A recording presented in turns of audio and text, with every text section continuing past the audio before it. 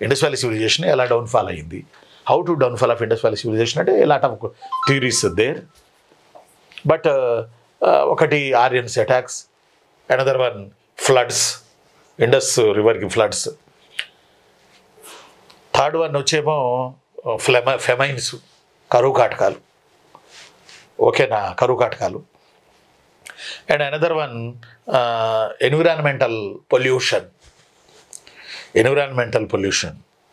And another one వాళ్ళ యొక్క cultural, ఏమంటాం దాన్ని మనం, దృఢత్వం, తెలుగులో అయితే దృఢత్వం, కల్చరల్ కన్స్టాంట్లీ అంటాం మేము, కల్చరల్ కన్స్టాంట్లీ, దృఢత్వం. ఈ కారణాల వల్ల సింధు నాగరికత పతనమైందని చెప్పబడుతుంది. అంతే. ఈ రోజుకి ఒక కారణం అనేది ఐడెంటిఫై చేయాల. కాకపోతే వాళ్ళ తర్వాత ఆర్యన్స్ వచ్చారు కాబట్టి ఆర్యులు వేసి ఉంటారు అనేది ఒక వాదం. బట్ దానికి క్లారిటీ లేదు, దానికి థియరీ లేదు. ఫస్ట్ ఏంటి, ఆర్యుల వల్ల ఎక్కువ మంది సపోర్ట్ చేసేది దీన్నే, ఎందుకంటే ఆఫ్టర్ ఇండస్ వ్యాలీ ఆర్యన్స్ ఉన్నారు కాబట్టి. రెండవది ఇంపార్టెంట్ పాయింట్ ఏంటంటే సంప్రదాయ ప్రియత్వం.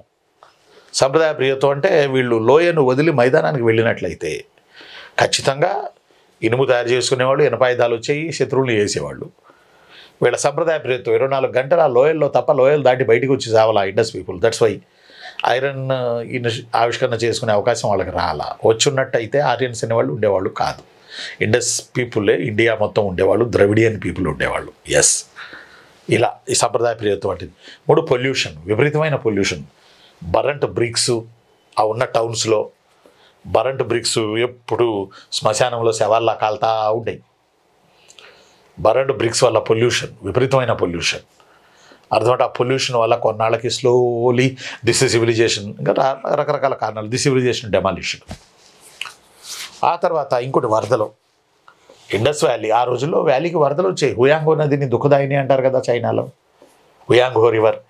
అట్లా సేమ్ వే మెసోపొటేమియాని, ఈజిప్టుకి నాగరికతకి నైల్ నదిని గిఫ్ట్ అంటారుగా, వరప్రసాదం అంటారుగా.